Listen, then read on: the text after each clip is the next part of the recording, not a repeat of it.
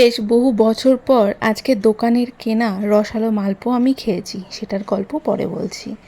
রবিবার দিন ওই এক রকমের চিকেন কষা, চিকেনের ঝোল না বানিয়ে বানিয়েছিলাম শাহি মালাই চিকেন, যেটা দুর্দান্ত হয়েছিল খেতে।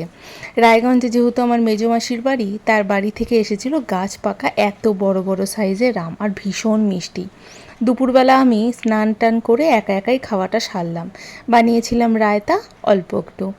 কর্তামশাই আর তার বন্ধু বান্ধবরা মিলে গেছিল ছুটির দিন যেহেতু, তাই মাছ ধরতে। বাড়িতে এসে অল্প একটু চা সিঙ্গারা খেয়ে অ্যাকোরিয়ামটা পরিষ্কার করলো কর্তামশাই। আমরা দুজন মিলে বেরিয়ে গেলাম জংশনের জন্য। বৃষ্টির জন্য গুলমা যেতে পারছি না, তাই জংশনই আমাদের শেষ একটা আশ্রয়। এই দাদারা নিয়ে এসেছিল এই যে রসালো মালপোয়া। বহু বছর পর বাইরের দোকানের মালপোয়া খেলাম। সচরাচর তো আমি নিজেই বানাই, তার জন্য বাইরেরটা আর খাওয়া হয় না। সামনে আছে পোদ্দার হোটেল, সেখান থেকে তন্দুরি রুটি নিয়ে এসে রাত্রে খাওয়াটা সারলাম।